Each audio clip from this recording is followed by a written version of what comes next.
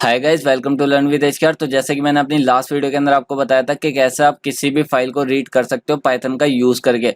उसके लिए मैंने आपको बताया था कि आप लिखोगे यहाँ पे ओपन फंक्शन और इसके अंदर आप यहाँ पे दो आर्गुमेंट पास करोगे। सबसे पहला ये था कि आप अपनी फाइल का नेम दोगे, और अगर आपकी फाइल किसी और लोकेशन पर होती है तो यहाँ पर आपको अपनी फाइल की पूरी लोकेशन देनी पड़ती है। इसी तरीके से जो दूसरा आर्गुमेंट होता है वो होता है हमारा यहाँ पे फाइल का मोड, कि हमें फाइल को किस मोड के अंदर ओपन करना है, मतलब राइट मोड के अंदर ओपन करना है या फिर अपेंड मोड के अंदर ओपन करना है या फिर हमें उसे रीड करने के लिए ओपन करना है। तो ये दो आर्गुमेंट देने के बाद हमने क्रिएट करा था यहाँ पे एक एफ नाम का फाइल पॉइंटर। अब मैंने इसे फाइल पॉइंटर क्यों बोला मैं आपको बताता हूँ, क्योंकि कभी भी अगर आप यहाँ पे ओपन वाले फंक्शन को रन करते हो, मतलब इसे कॉल करते हो, तो कॉल करने के बाद इसकी जो रिटर्न वैल्यू आती है वो आती है एक फाइल का पॉइंटर। तो इसीलिए इस रिटर्न वैल्यू को मैंने क्या करा था, एफ नाम के वेरिएबल के अंदर स्टोर करा था। वैसे तो ये नॉर्मल वेरिएबल है, लेकिन यहाँ पर ये बोला जाएगा फाइल का पॉइंटर, क्योंकि ओपन वाले फंक्शन ने इसे क्या रिटर्न करा है, फाइल पॉइंटर रिटर्न करा है। उसके बाद जब हमें क्या करना था, इस फाइल का डेटा रीड करना था, तो हमने यहाँ पे क्या लगाया था, फॉर लूप। और फॉर लूप लगाने के बाद हमने इसके अंदर डेटा नाम का वेरिएबल बनाया था, और उसके बाद हमने यहाँ पे इन ऑपरेटर का यूज करके अपने फाइल पॉइंटर को क्या करा था, आइट्रेट करा था। और आइट्रेट करने के बाद क्या करा था हमने, कि जो भी डेटा वाले वेरिएबल के अंदर डेटा आएगा वो क्या हो जाएगा, प्रिंट हो जाएगा।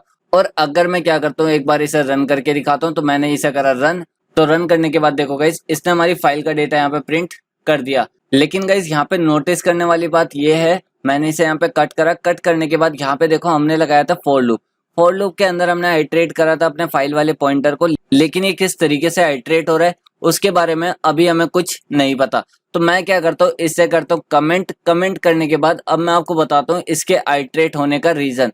मैंने क्या करा, यहाँ पे लिखा प्रिंट, और प्रिंट लिखने के बाद मैंने लिखा अपना फाइल पॉइंटर, और उसके बाद हम यहाँ पे डॉट लगाएंगे। डॉट लगाने के बाद आपको यहाँ पे एक मेथड अप्लाई करना होगा जो कि है यहाँ पे रीड लाइंस। और रीड लाइंस को लिखने के बाद मैंने फाइल को सेव करा, और सेव करने के बाद मैंने क्या करा, इसे एक बार रन करा। तो गाइस जैसे ही मैंने इसे यहाँ पे रन करा, तो रन करने के बाद इसने हमारे टेक्स्ट को यहाँ पे एज अ लिस्ट रिटर्न करा। अब इसने हमारे टेक्स्ट को यहाँ पे लिस्ट में किस तरीके से कन्वर्ट करा तो मैं आपको बताता हूँ। तो गाइस हमने क्या करा था, मैं इसे यहाँ पे कट करता हूँ। कट करने के बाद हमारी जो फाइल थी, फाइल डॉट टीएक्सटी, मैंने इसे यहाँ पे ओपन कर रखा है। और ओपन करने के बाद देखो गाइस, हमने यहाँ पे फाइल के अंदर कुछ डेटा लिखा था, जिसके अंदर हमने फर्स्ट लाइन लिखी थी फाइल ओपनिंग मोड्स। फिर उसके बाद हमने यहाँ पे एंटर करा। एंटर करने के बाद हमने यहाँ पे सेकंड लाइन लिखी। उसके बाद हमने लिखा यहाँ पे रीड मोड के बारे में, कि अगर आपको फाइल को रीड करना होता है तो आप यहाँ पे यूज करते हो आर। फिर उसके बाद हमने क्या करा, अगेन एंटर करा।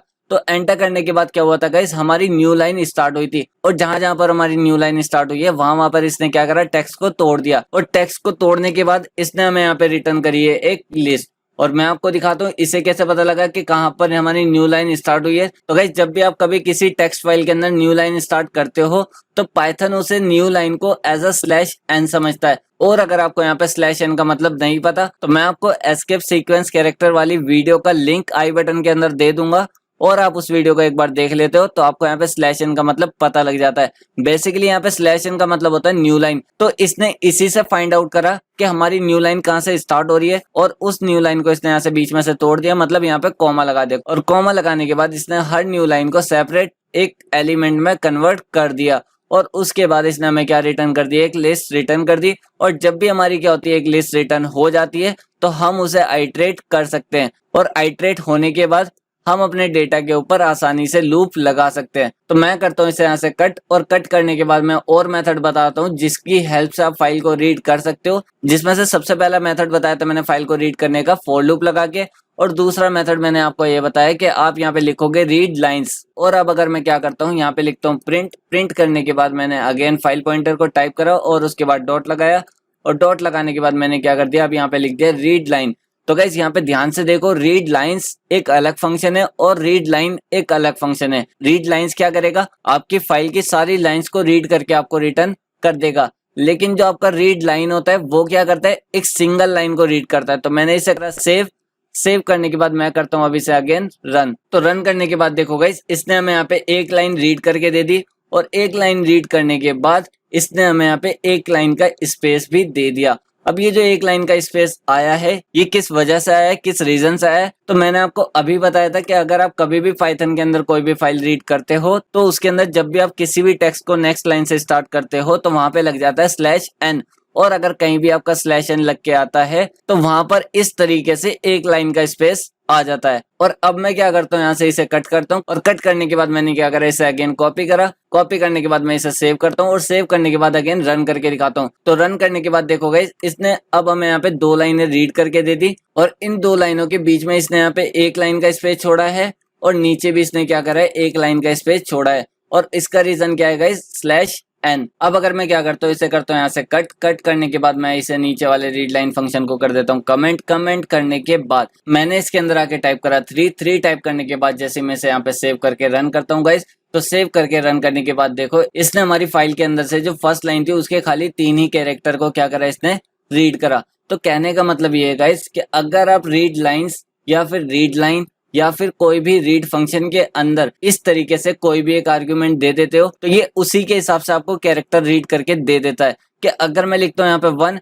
तो ये 1 कैरेक्टर को रीड करेगा, अगर मैं लिखता हूँ यहाँ पे 4 तो ये 4 कैरेक्टर को रीड करेगा। लेकिन अब मैं क्या करता हूँ, यहाँ पे टाइप करता हूँ 3 टाइप करने के बाद मैं इसे भी नीचे वाले को भी अनकमेंट कर देता हूँ। तो मैंने इसे यहाँ पे करा सेव और सेव करने के बाद जैसे मैं इसे यहाँ पे रन करता हूँ तो रन करने के बाद देखो गाइस, इसने हमारी फर्स्ट लाइन के अंदर से तो प्रिंट करे 3 कैरेक्टर और उसके बाद जो हमने दोबारा रीड लाइन वाला फंक्शन अप्लाई करा था तो उसने यहाँ पे हमारी फर्स्ट लाइन को वहीं से आगे से प्रिंट करके दे दिया। तो गाइस इस तरीके से आपका रीड लाइन फंक्शन वर्क करता है कि अगर आपने फर्स्ट टाइम रीड लाइन को रन कराया है तो उस रीड लाइन ने जितना भी टेक्स्ट यहाँ पे रीड करा होगा तो वो तो उसे प्रिंट करेगा। लेकिन अगर आप सेकंड टाइम रीड लाइन लगाते हो तो वो रीड लाइन यहाँ पे ये देखेगा कि फर्स्ट वाले रीड लाइन ने कहाँ तक रीड करा था, उसके आगे से वो उस कंटेंट को यहाँ पे रीड करना स्टार्ट कर देगा। और गाइस अगर आप अपनी पूरी फाइल को रीड करना चाहते हो और आप नहीं चाहते कि वो इस तरीके से लिस्ट के अंदर आपको वैल्यू रिटर्न करे तो उसके लिए आपको क्या करना पड़ेगा मैं आपको बताता हूँ। तो मैंने इसे टर्मिनल को करा क्लोज। क्लोज करने के बाद मैंने करा इसे कमेंट।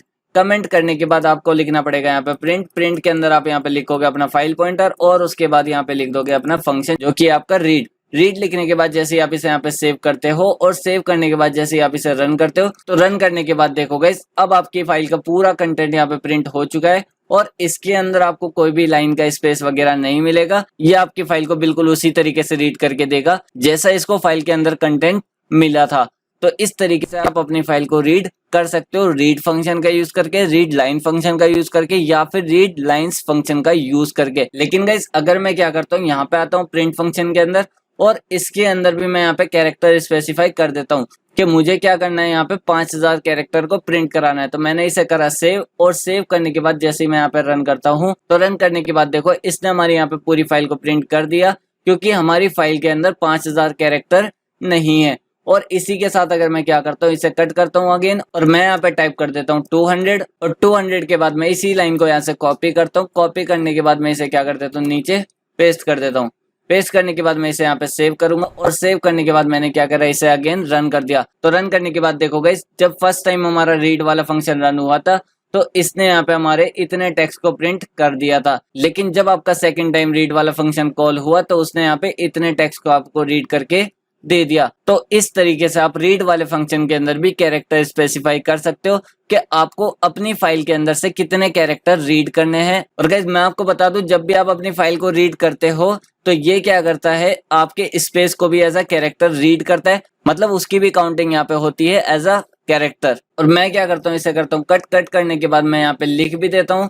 मैंने लगा यहाँ पे इन्वर्टेड कोमा लगाने के बाद मैंने इसके अंदर टाइप करा 1 टाइप करने के बाद मैंने लगा दिया यहाँ पे कोमा और इसी चीज को मैं करता हूँ कॉपी करने के बाद मैं सेकंड रीड वाले फंक्शन के अंदर आता हूँ और यहाँ पे मैं इसे पेस्ट कर देता हूँ। पेस्ट करने के बाद मैं यहाँ पे टाइप कर देता हूँ 2 ताकि आपको यहाँ पे कंफ्यूजन ना हो, किस तरीके की कंफ्यूजन ना हो। तो मैंने इसे करा अगेन रन। तो रन करने के बाद देखना गाइस अब यहाँ पे हमें दिखा भी रहा है कि हमने जब फर्स्ट टाइम रीड वाले फंक्शन को रन करा था तो इतना टेक्स्ट आपका प्रिंट हो गया था, लेकिन जब आपने सेकंड टाइम रीड वाले फंक्शन को रन करा है तो इतना टेक्स्ट आपका यहाँ पे प्रिंट हो गया है। तो इस तरीके से आप read lines, read line in तीनों फंक्शन का यूज कर सकते हो अपनी फाइल को रीड करने के लिए। और आशा करता हूँ गाइस आपको रीड फंक्शन समझ आए होंगे कि कैसे आप फाइल को रीड करने के लिए इन तीनों फंक्शन का यूज कर सकते हो, रीड लाइंस का, रीड लाइन का और आपका आता है यहाँ पे रीड। और इसके अंदर अगर आपको पर्टिकुलर कैरेक्टर स्पेसिफाई करने हैं कि हमें यहाँ पे इतने कैरेक्टर रीड करने हैं, तो वो भी आप यहाँ पे कर सकते हो।